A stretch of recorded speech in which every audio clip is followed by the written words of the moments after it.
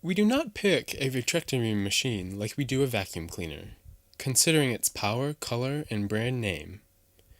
Everything we ask the vitrectomy machine to do is so vital to the final result that we can't possibly be satisfied by a machine that only nearly achieves our goal.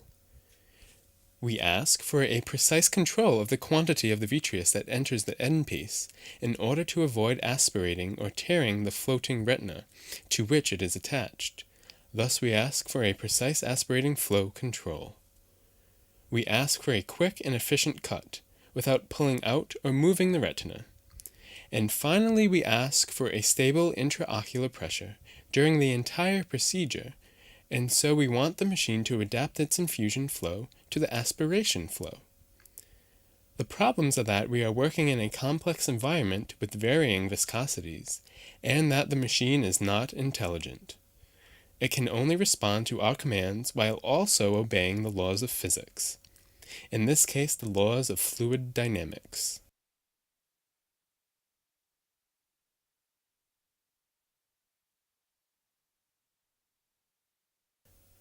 The laws of physics remind us that the flow of fluid in a tube is equal to the displacement speed of this fluid by the internal surface of the tube. The speed of the fluid is determined by the difference in pressures, the only possible motor for carrying out a fluid displacement. Fluid speed is slowed down by the forces of friction, which depend on the internal roughness of the tubing walls, and most of all on the viscosity of the fluid. The internal surface of the tubing depends on the tubing's diameter, and can also be influenced by the compliant forces under the effect of depression. To the best of my knowledge, only one experimental study has seen how the laws of fluid dynamics directly relate and apply to current vitrectomy procedures. The 2001 study by Jean-Christophe Bidet and Bernard Collin. They have allowed me to incorporate the results of their findings in this presentation. Let's now see the infusion. Things are fairly simple here. Friction hardly occurs at all since BSS is not viscous, and there are no compliant forces since there is no depression. The only elements in play are the gradient of pressure and the internal diameter of the tubing. The gradient of pressure is linked to the pressure of infusion, which in turn depends on the height difference between the drop counter of the bottle and the eye.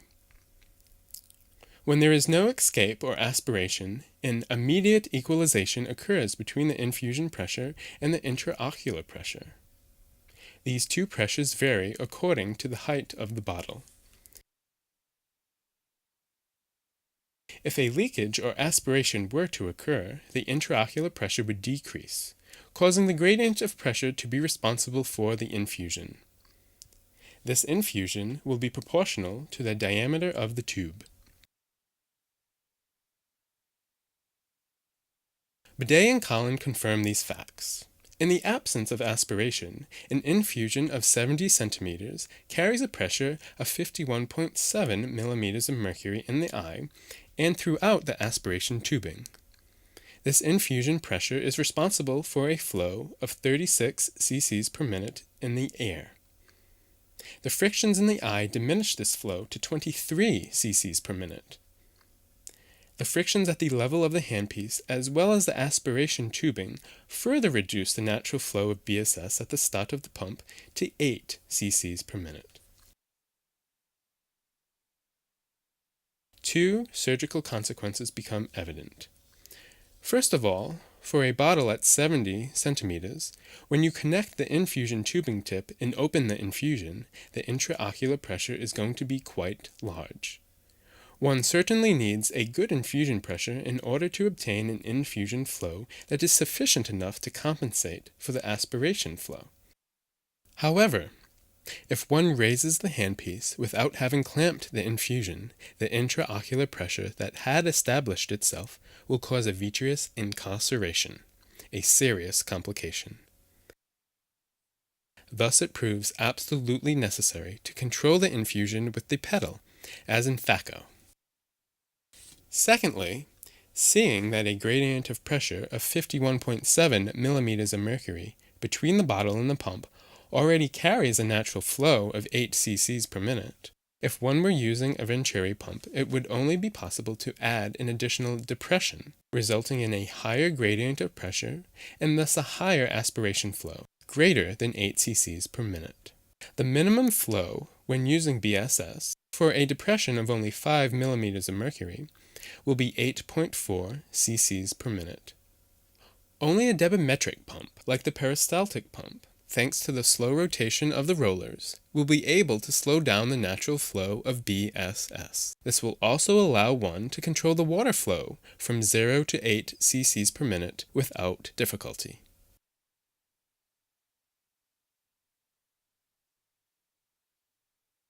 Let's see now the aspiration flow. During a vitrectomy, it is necessary not only to remove the central vitreous, but also the posterior haloid, the anterior haloid, and the peripheral vitreous, all of which necessitate different aspiration flows. Here is an example. In this case, the retina is far away from the center of the eye. Therefore, the central vitrectomy will not pose great risk. One would want to be quick and efficient, and then would desire to use an elevated flow, around the order of 15 to 20 cc's per minute. Then, since we want to remove the anterior haloid without risking the aspiration of the posterior capsule, we drop the cutting frequency and the aspiration flow to 8 cc's per minute.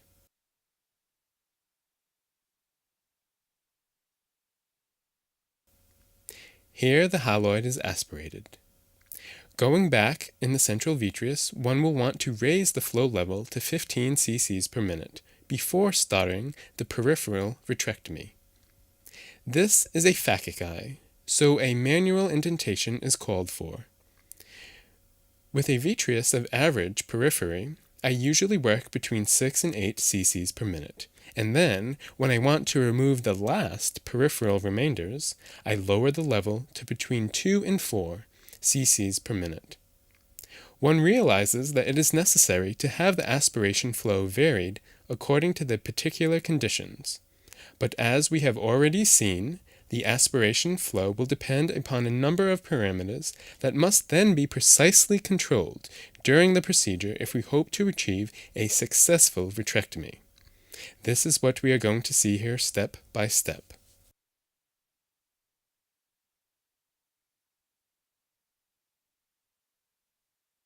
First of all, we have the gradient of pressure. The pump generates the gradient of pressure. If the pump is not turning, the same pressure is throughout, and since there is no gradient of pressure, there is also no aspiration flow. The pump functions by creating a depression lower than the intraocular pressure. Thus, the pump is able to create a gradient of pressure as well as the aspiration flow. For a liquid of a given viscosity within a given type of tubing, for a given gradient of pressure, we will always have the same flow, no matter which pump is used. It is true that some manufacturers sing the praises of their pump system, obtaining the best flow, as if the universal laws of physics did not apply to ophthalmology. But this is quite untrue. For a given liquid in a given tubing, a certain gradient of pressure always induces the same flow. The problem is that during a vitrectomy, one is not working with a liquid of a given viscosity. This is easily visualized by thinking of honey and water. For a given gradient of pressure, the flow will not be the same in water and in honey. And it is here that we return to the question of which type of pump to use. A pump with vacuum control, like the Venturi pump, only allows the operator to control the depression, and therefore the gradient of pressure. One is unable to control the variations caused by the fluid's viscosity. For the same gradient of pressure, then, different flow amounts will result according to the viscosity of the fluid at any given moment.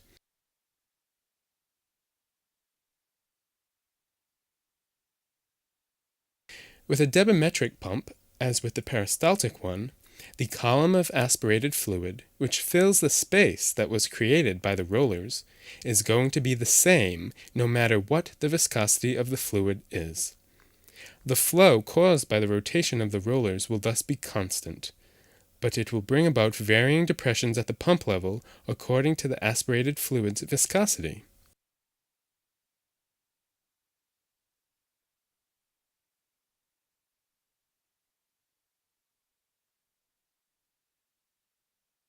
Bidet and Collin have confirmed these theories.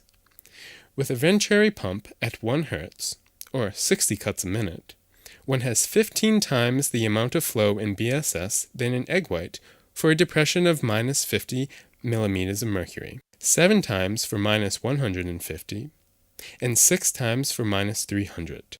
These enormous differences are equally found at 5 Hz, 300 cuts a minute, 10 Hz, 600 cuts a minute, and 20 Hz, 1,200 cuts per minute.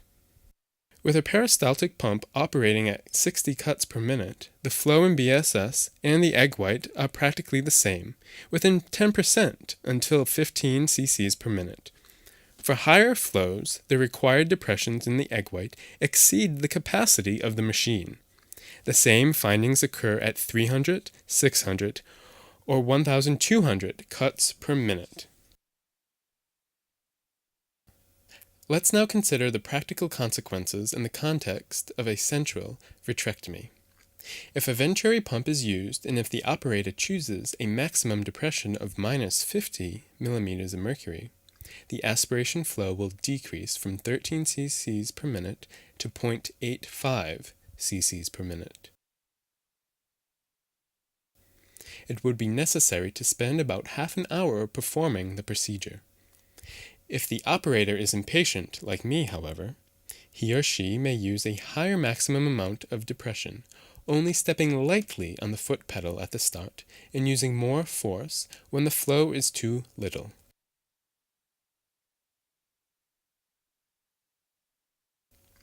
Here we have a decreasing flow, so the operator puts his foot down. The problem then is when returning to BSS, the magnitude of the depression will generate an aspiration flow twice as great as the infusion flow. This is easy to understand when drinking lemonade with honey. In lemonade, the depression created by your mouth gives off a satisfying flow. If you descend into the honey, you would have to create a higher depression in order to get a very small flow. With this large depression, if you return to the lemonade, you would suffocate due to the flow being so great.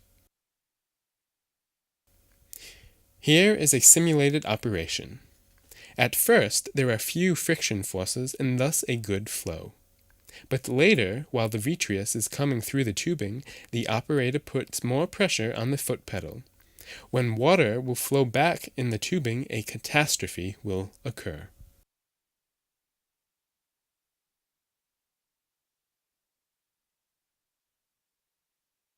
With the peristaltic pump, the operator selects not the maximum depression, but the maximum flow. Here it is around 12 cc's per minute. He or she will use depressions around minus 500 millimeters of mercury, which would be incredibly dangerous with a Venturi pump. These depressions will show up on the machine's screen, but the operator doesn't have to consider them, for he or she controls the flow with the foot pedal. In this way, the operator performs a more precise, but also a quicker central vitrectomy, using very high depression levels without risk for the patient.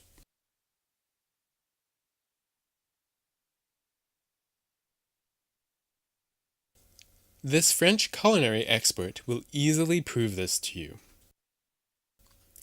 Here we have some vitrectomy aspirating tubing. It is going to be cut and placed in a glass of rosé wine of very weak viscosity. In order to simulate the action of a peristaltic pump, he will use his wife's preferred instrument when he comes back late at night, the rolling pin. For a certain number of turns of the rolling pin, he is going to pump a certain amount of wine. If he replaces this light wine with a heavier liquid, like maple syrup, and tries again, for the same number of turns of the rolling pin, he will actually pump the same quantity of maple syrup as the wine. Unbelievable but true. For the peripheral vitrectomy, it is not so much a question of going quickly, but of being precise. Using a Venturi pump in an infusion at 70 centimeters, one is not able to aspirate in BSS at less than 8 cc's per minute. Yet at the end of the central vitrectomy, the tubing is often filled with BSS. That was the case here, where I had a first alert that made me lift my foot from the pedal. But in spite of that warning, cutting at 700 cuts per minute, in less than a third of a second, the minimum flow with this Venturi pump created a disastrous problem. Seeing this again in slow motion shows us that a flow of 8 cc's per minute is sufficient to cause a tear within the space of 3 cuts.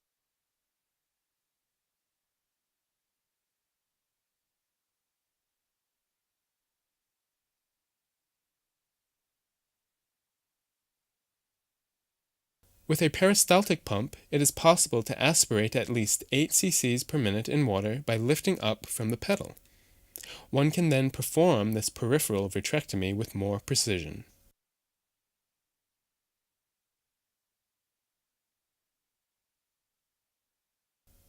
Six or 8 cc's per minute is correct most of the time for a flattened retina. In contrast, when the ciliary retina is detached, these levels may already be too much. Here is an example where I created a iatrogenic tear working at 8 cc's per minute and only realized what I had done at the second passage.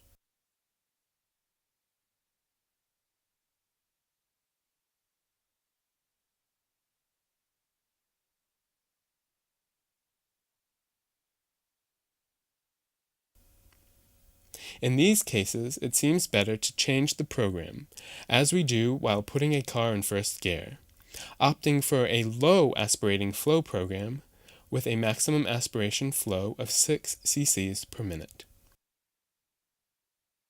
The operator will then have the entire pedal range to go from 0 to 6 cc's per minute in trying to execute a precise and complete peripheral vitrectomy. In this case, things are easy, so we work at 6 cc's per minute.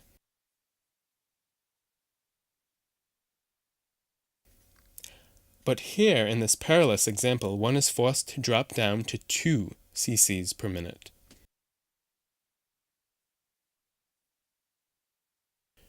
This is of course not possible with a Venturi pump, except to place the bottle 10 centimeters above the eye, work at minus 10 millimeters of mercury, and thus spend close to 2.5 hours performing the procedure.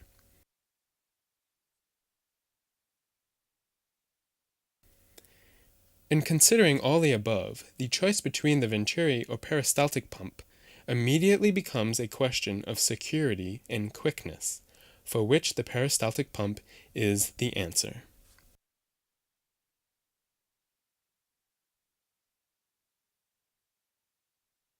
We now arrive at the cutting.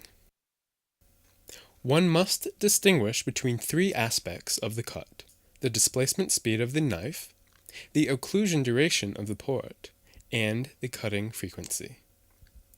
One would want a quick displacement of the knife because the speed is going to affect the quality of the cut, which is the principal quality of the handpiece. It is of course general knowledge that a knife with a quicker displacement cuts better than a slower one.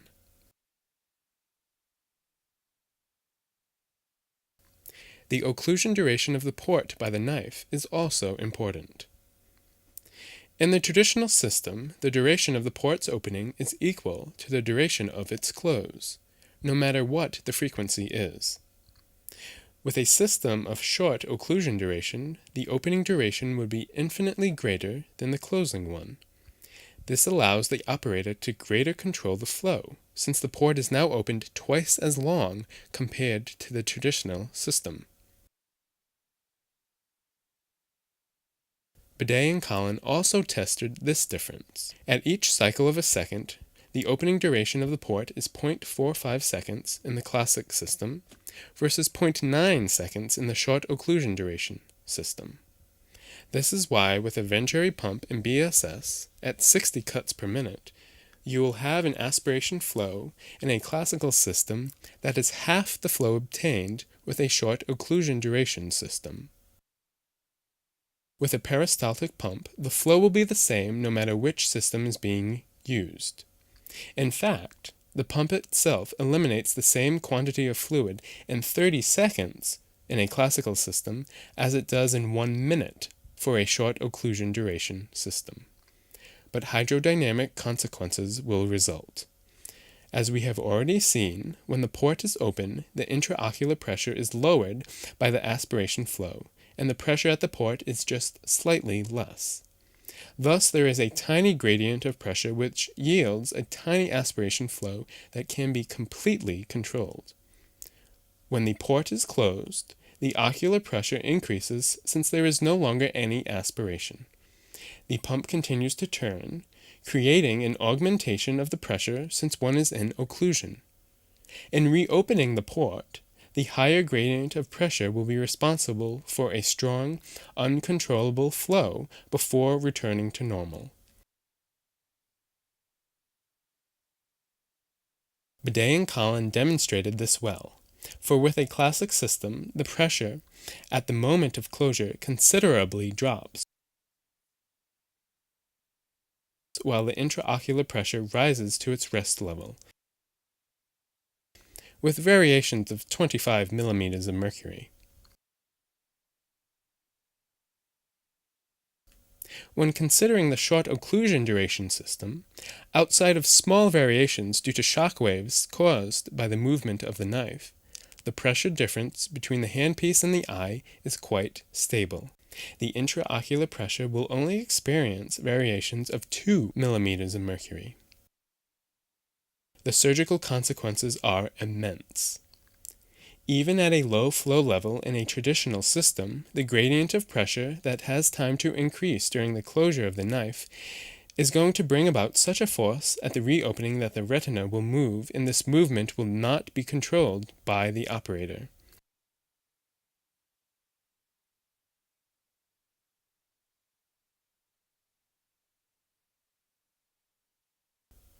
With the short occlusion duration system, the gradient of pressure will not have enough time to increase, and the retina will not suffer from movements that we cannot control.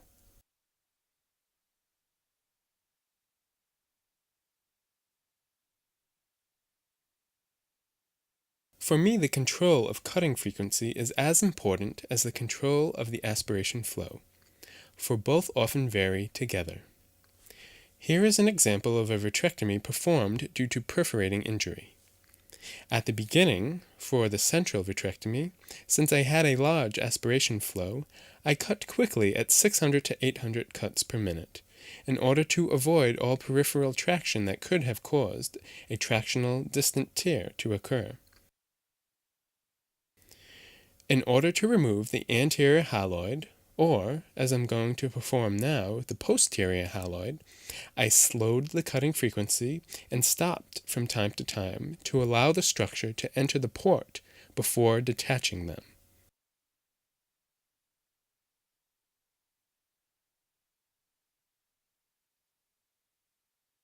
Now it's done. I start again with high frequency cutting, moving on to the peripheral vitreous. Here also it is a phakic eye, so I will perform a manual indentation. For the peripheral vitrectomy, I will decrease the aspiration flow. I will then also be able to decrease the cutting frequency without risk. Then this hemorrhaging vitreous, located at the vitreous base, that we could not approach directly without damaging the lens, will have the time, between each cut, to be aspirated towards the base. One sees the necessity to simultaneously vary the aspiration flow and the cutting frequency at each moment. We then absolutely need a two-dimensional linear pedal. Let's go back to our patient with a proliferation adherent to the capsule. With a fast cutting frequency, this proliferation will not be taken by the handpiece. In order to remove this proliferation, we will first have to decrease the cutting frequency and slightly increase the aspiration flow. So we will control the two successive actions as if we were working with two hands. The first attracts the structure to the port, and then the second cuts at the desired moment.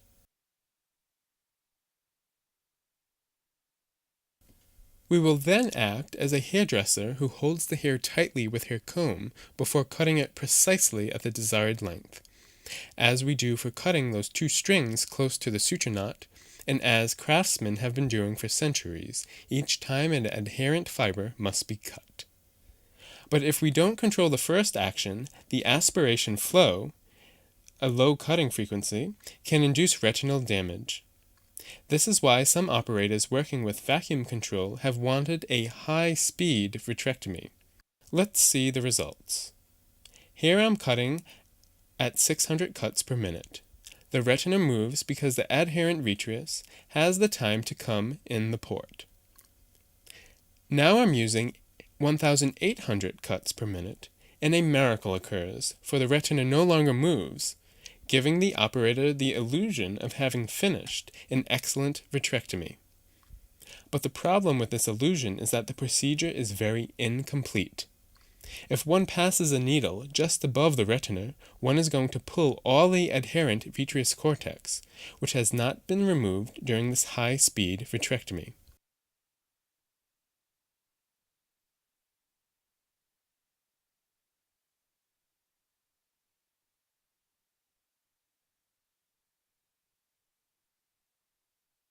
On the contrary, with a low aspiration flow and no cutting, we are able to detach this cortex.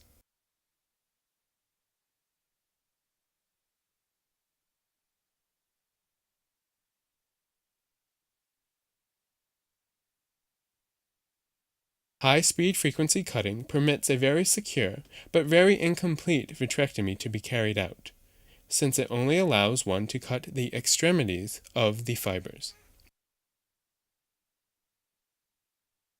It's no secret that if we want to remove more adherent vitreous, we must first make it come to the port by a low cutting frequency, and thus must also cause the retina to move. Then, to avoid retinal damage, we must control the aspiration flow.